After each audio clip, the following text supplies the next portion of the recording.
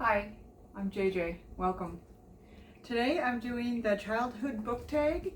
I was tagged by Angelina from Books Do Things to Me. So I hope I do her justice. She had a really great video, so you should go and check that one out. But here are my answers to those questions. So were you a reader as a child? Yes, I was. Did your parents read to you? My mom read to me all the time. She always had a lot of books. We had what they were considered, we had a whole lot of Berenstain Bear books, golden books, which were like fairy tales and different like popular stories. And then we had a collection of a whole bunch of animal stories. They were hardcover, really pretty books, and I devoured them like mad. So we also got to go to the library a lot, and we got to do the Scholastic Book Fair every year, which was basically a little magazine handout that we got at our school, and you could pick what books you wanted to buy, and we got to pick a couple each year. I always picked more. My brother was not a reader at all, so what mom was going to get between us, luckily he did not want his, and I usually ended up getting to choose extra books, and then if they were just around the house and stuff, she could read them to him. And we babysat a lot, so she always had access to a lot of different books that way too. So we would read to the neighbor kids, to the cousins, to everybody that was around the house. So a lot of reading. So what was my first bookish memory? So we used to do I don't know how, I'm sure it was big all around the country, but we had this thing called Book It, and we would be able to write down, like log how many books and how many pages and stuff we read throughout the year. And depending on reaching a certain goal, you would get a personal pan pizza at Pizza Hut, which was a big deal because we didn't get to do that a lot on our own growing up. So to have earned it by reading and get to pick what flavor you wanted and have it all be your own was always a highlight for me, and I look forward to that every year. Another bookish memory is reading Bridge to Terabithia for the first time, because it was so devastating reading a child's book as a child, and having one of the children in it die was the first time I had experienced any kind of thing like that. Like I read a lot of fairy tales, and I read or I watched movies and stuff which had sad endings or weren't always happy, but it just felt more real having it be what felt like a grown-up book, because it was the first one of the books that I read myself in school, and being somebody my age, I remember it really affecting me, and I think it affected me more at that time because I was the age of the kid, but I also had just right around that time lost a cousin of mine, and it was I was probably 12 or so, and she was 18, and I had a really great summer getting to know her. She was like a distant cousin that I didn't get to see a lot, and she had a really big impact on my childhood. So going to a funeral as a young person and seeing somebody young in the casket as well was just something that always stuck with me. It's probably why the movie My Girl also really affected me, just because it came out all around the same time, and it was all young people and dealing with death at the kind of for the first time of at least somebody close to you. I had lost older people in my life. Like my best friend lost her grandfather, and he was like a grandfather to me as well.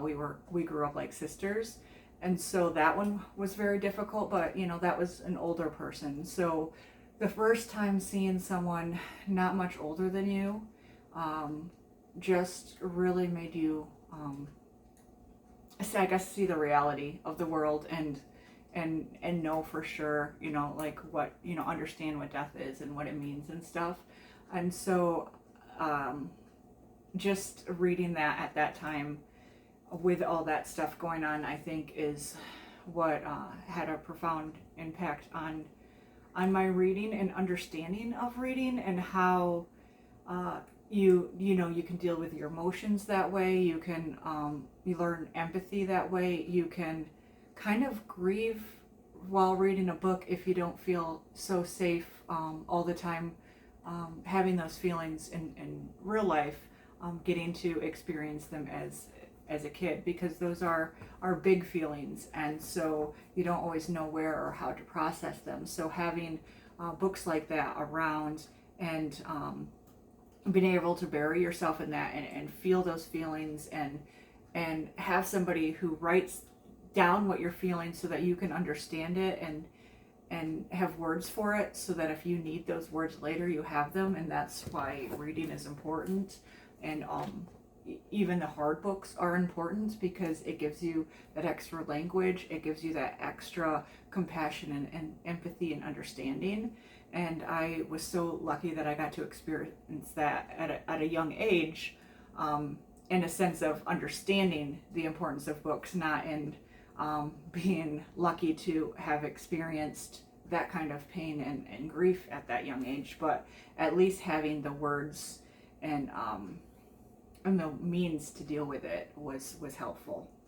Another less sad family memory or childhood memory involving books was, my mom always told me this, so it's not my own memory, it's more of just a family story.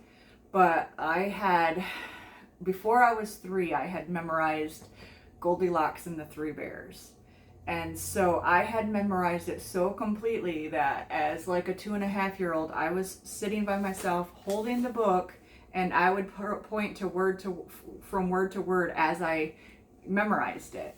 So when she had company over, or even relatives or whatever would come over, they would think I was reading, and they're like, how is she reading, you know, at, you know, 2.5, 3, and it was just, I guess even at that time, like if I liked something, I would became obsessed with it and had to like wear out the welcome, and just like, so I read the same books over and over. I memorized some, and my first one that I memorized was Goldilocks and the Three Bears, and I think that was basically kind of a preview for where my reading life would be, is I would always be stuck in a book by myself just reading.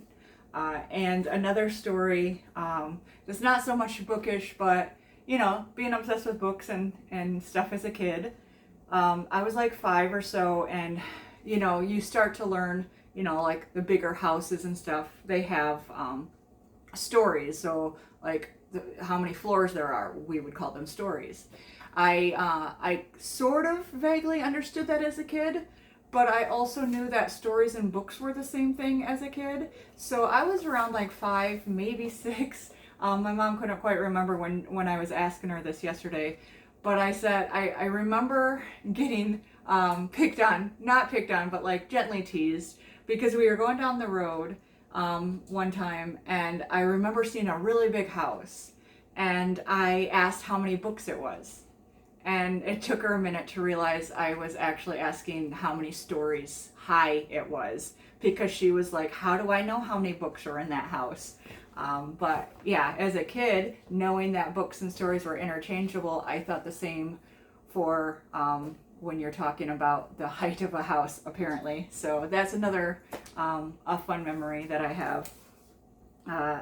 So did you read any books assigned to you in school? So I have a complicated answer for this one. In elementary school, no, not at all. I hated being told what I had to read.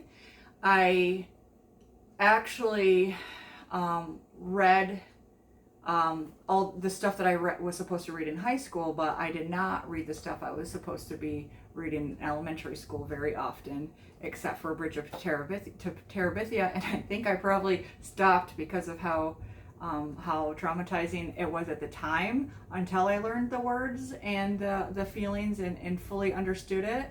But I did not like being told what to read and how to feel about what I was supposed to read. So a lot of the books that we were supposed to read, like Mom and I would kind of go through it together, and she would kind of read it to me. And like, maybe this is absolutely cheating, but at the time I was just audiobook. She's reading it for me. That's fine. Because I was too busy writing my own stories at that time. In primary school and elementary school, I wrote a lot of my own stories. I was so bored with reading because I felt like my ideas were coming faster than reading the story. And then I was always so upset because it did not end the way that I wanted it to end or how I expected it to end. And so I just would read it half of the way and then write my own endings for it. So basically I was doing fan fiction back then as a kid, because I wanted to have I wanted it to end the way that I wanted it to end, and anything else would be disappointing for me. So I was writing my own stories until I started writing my own original stories, and then I would have notebooks and stuff of stories that I wrote. And I also made comic books at the time. I drew and created Teenage Mutant Ninja Turtle comic books because I was absolutely obsessed with them. And that was what I did instead of reading the assigned stuff for school. Once I got to high school, though, we got to write essays on how we thought about the books and stuff, rather than just being told, hey, this is what the book means and this is whatever. And so I enjoyed the assigned books a lot better then. We read a bunch of Shakespeare, so we read Romeo and Juliet, Hamlet, and Macbeth. We read Lord of the Flies. We read Of Mice and Men.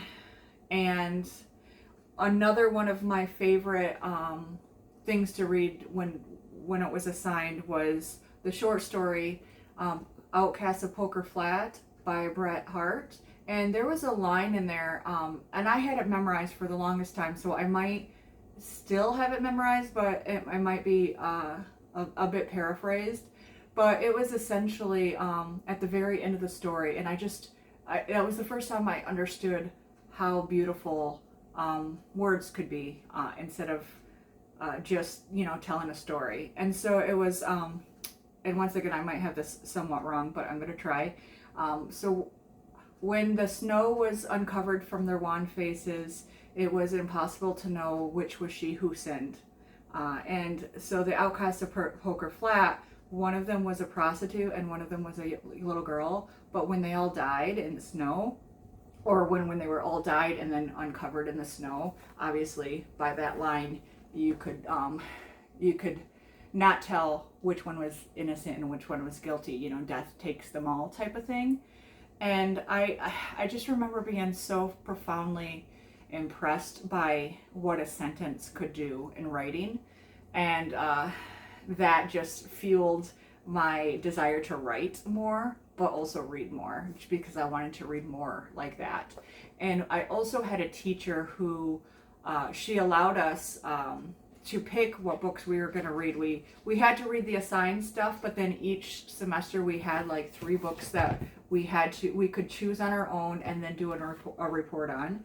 And so I know most of them. I'm missing which one of them, but I know that I read Grapes of Wrath for the first time then. That was my first John Steinbeck, other than the one that we were assigned in school, Of Mice and Men. And I remember liking Of Mice and Men so much that when we were allowed to choose, I chose that one. And then I did the assignment, and then my teacher was like, oh, you only had to read 200 pages each quarter. And so you technically don't, you read more than you needed to, so you don't have to read another book this quarter. And I felt like that was a cop out. I thought it was, like, yes, I did read a very massive book, and I was like in, like, I think 11th grade, and I still chose to read, but she said I had to choose shorter books. So the next two that I chose for that quarter or whatever were The Crucible and Shawshank Redemption. And I enjoyed both of them. And then I also know there was another right around that time, and I can't remember if it was part of this class where I had to, or if it was something different, but I know it was not assigned. It was just, I'm pretty sure it was one that I got to choose, and it was Catcher in the Rye. And that was the first book that I ever reread. For some reason, I just identified it so completely with it back then and loved it. I turned around and reread it immediately, and I have not actually read it since. I kind of want to do a rereading of it now since it's been so long, just to see if it holds up for me, if it has that kind of effect on me that it did back then. But I kind of liked the idea that, yes, they were assigned because we were supposed to do a certain amount of books. We were supposed to have a certain questions answered and topics and stuff addressed, but we got to pick what we wanted to read. So we kind of got to explore our reading styles and stuff back then. And the teacher was really helpful in allowing us to do that. And so I guess it wouldn't be considered assigned books, but they were books that I read in high school for school. And I do want to reread each of them. I did recently reread The Crucible, and I enjoyed it just as much this time around. It's just a fantastic play. But I have not reread the other ones. So someday I would like to do that. And another one that I had to read for school was Death Be Not Proud. And I enjoyed that one as well. But once again, I have not reread it. And it was a father writing about the death of his son, or as his son is dying, and kind of like a memoir of that. And I remember at the time being affected by it as well. I wish I had still had some of my my essays that I wrote for it, because I had lots of feelings for some of those books that I had to read back then. Anyway, so where did you get your books as a child? Like I said, we got a lot of library books that we read. We had that Scholastic Book Fair where I got to pick a couple books each year, and then we had, like, Mom had a library of children's books for us at home, like all kinds of them, and then like gifts and stuff like that along the way. So I had access to a lot of books. Did you watch any television meant to inspire reading? Yes. I watched Reading Rainbow and Wishbone. And Wishbone was a Jack Russell dog who dressed up and told the stories of different classics. So he was Don Quixote. And I remember that one specifically. And then there was also, I want to say a Jekyll and Hyde one that I remember specifically. But I specifically remember him swinging at the windmills like Don Quixote. And I guess maybe that's what made me interested in reading the classics later on. And it's funny, when I actually did finally read Don Quixote, my entire time reading it, I was actually picturing this dog. So I don't know if that's a good thing or a bad thing, but I do know that it did make me want to read books. Like, I remember making a list, watching Wishbone and Reading Rainbow, of like all the books that I wanted to read. So like I was like, as a kid, having like the longest TBR already, and so it's only grown from there. What genres, storylines do I like? Well, I I think back then it was mostly animals and any chance to learn. So I read, like encyclopedias at my grandpa's house.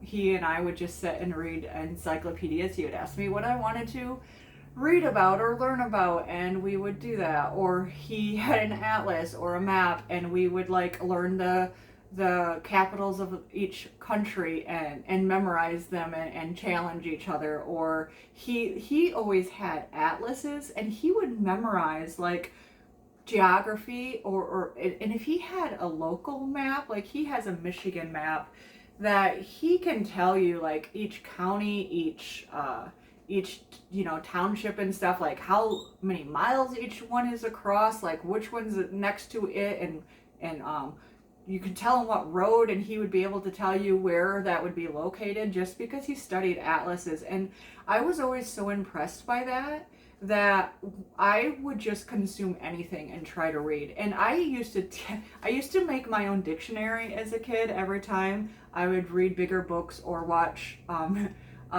what would be the equivalent of like a YouTube documentary now, but it was like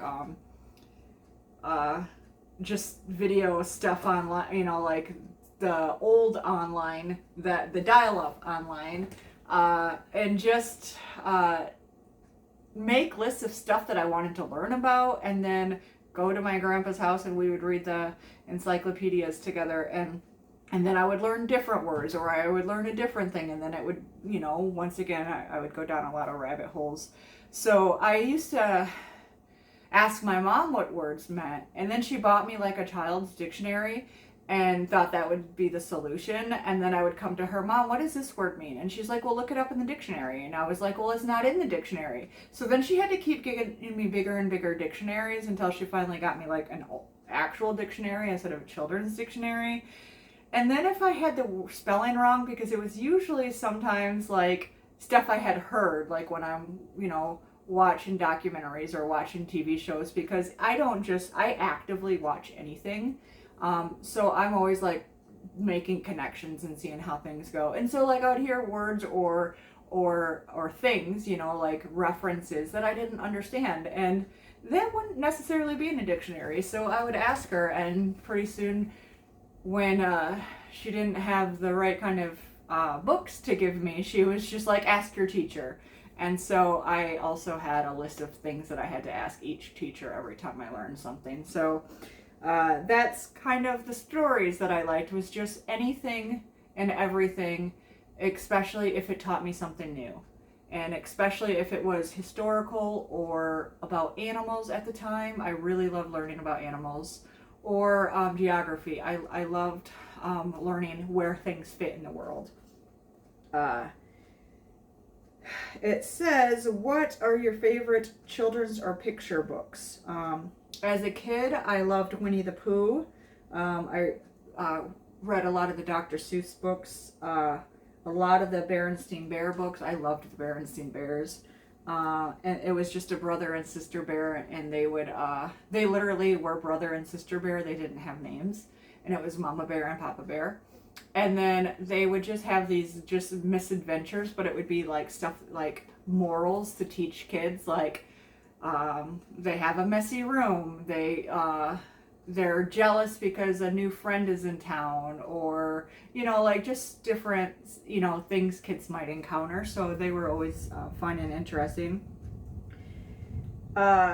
Favorite chapter or big kids books, once again that would be The Bridge to Terabithia. It would also be I read a bunch of the Babysitters Club books back then. I loved the Shel Silverstein poetry books. He wrote really funny stories, poems and stuff for kids. And then it says some of your favorite series. So since I did not read a lot as a kid, the stuff that I should have been reading, I actually have been going back now and trying to read all the stuff that I should have been reading then. I do have a video planned for that, so I'll talk more about that part later, including one of my favorite children's books, which is I read as an adult, not as a child. I have a separate video for that as well. But it does say favorite series, and the only series I guess I would have considered that a series would be the Babysitter's Club, and I didn't even read those all in order. I kind of picked either I had a favorite of the Babysitters or whatever cover or title sounded cool I would read, so I could read completely out of order of that. And I read until I was supposed to be babysitting all the time, and then when I had to babysit my little brothers, reading about babysitters wasn't as interesting anymore. And then another thing is when we were in school, primary school, elementary school, they read they read Lion, Witch, and the Wardrobe to us, and I was very conflicted and confused because I grew up at a Christian school, and we were always told, like, witchcraft, fantasy, like anything not about Jesus was bad. And then all of a sudden we're being read this book with witches and magical, wardrobe that they go through and a talking lion. And as a kid, I was just really confused. Like, they didn't tell us the connection and how it's like an allegory for Jesus and all that stuff, which would have made a lot more sense to my child brain than we're told not to do this. Why is my teacher reading me this? And like being so conflicted and confused and not knowing why I should like that or not.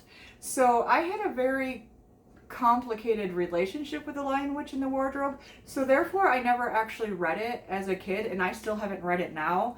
I want to, but I needed to take a step back and not have any of that baggage going into it, because I know I'll enjoy it, and I want to like it for what it is and not have it be connected with any of those confusing memories, or even knowing like the allegory and everything of like yeah, you do have to have context and stuff in it, but I just want to read it and for the fun of it, like just enjoy the story. And I haven't been able to get in a headspace to do that yet, but I absolutely want to read all of those books. Another book that they read to me as in school was The True Confessions of Charlotte Doyle, and that is not a series, but that is a just a standalone story about a girl who is sailing, and it had all kinds of stuff about ships and sailing and navigation and mystery and intrigue and like all that stuff. And I did enjoy that as a kid, but that was not like an assigned book. It was just reading time, and then they would read it to us. So I do now remember that another one of my favorite Big Kids books, when I got to choose chapter books and stuff, was by that same author, which is Avi. AVI is the name. And then he wrote Nothing But the Truth. And it was written kind of like a play, like the style of the structure was a play. But I loved that as a kid because he gets in trouble for not saying the Pledge of Allegiance, and it was the Pledge of Allegiance, because we had to always say the Pledge of Allegiance in school. So he got in trouble at a school for not saying it, and he was, talking about his rights and everything like that. And he eventually switched schools, and they were going to, they weren't demanding anyone read it or not. And now I'm upset because I can't remember the whole thing. But either way, either he refused to say it, or he refused, or he wanted to say it and they didn't allow him to. One of the two. And when he switched schools, it came out that he didn't even know the pledge of, they're like, oh, you can lead us in the Pledge of Allegiance today, and he's like, I don't even know it. And so he went through all that whole school being accused of one thing or another, and it ended up being completely blown out of proportion and not even the truth. And I just found that that reveal at the end of how did you go through all that? Why did you, like never, say that, just say that you didn't know it? Because they were so mad that he wasn't saying it, but it was like, how is he supposed to say it if he doesn't know it? Type of thing. And so I just thought that was interesting to read as a kid. So that was one of the first books that I remember purchasing from that Scholastic book fair, is like being so excited to have my own copy of that. And now I'm disappointed because it's been so long that I don't even remember the whole story of it. So I definitely need to go back and reread that one. That will be one of my rereads now that I'm talking about it. But so long story short, there was no series that I read as a kid, like full through, and I have to remedy that. I've already have a list of the ones that I've been trying to go back and make sure that I read. Lion, Witch, and the Wardrobe is obviously the first one. I do want to read his Dark Materials, which I hadn't read either. I loved the TV show, but there's a gap in my knowledge there when I wasn't reading much as a kid, probably 5th grade to 8th grade or something around there, that all those aged books are completely gap in my knowledge. So I have been trying to go back and remedy that, but I have a long ways to go, and that's why I've been reading a lot of children's books still. I do enjoy reading children's books as an adult. I really enjoyed doing this video, so thank you for tagging me on it, and I hope that I didn't ramble too much because I know that I talked a while, but I hope you found at least some of this interesting. And I am working on those other videos I will post eventually when I get through them. I have a few other ones on my mind already that I'm going to do. So it's just, and once again, me making lists, that's nothing surprising. So I'll get to it, but I hope you enjoyed this one.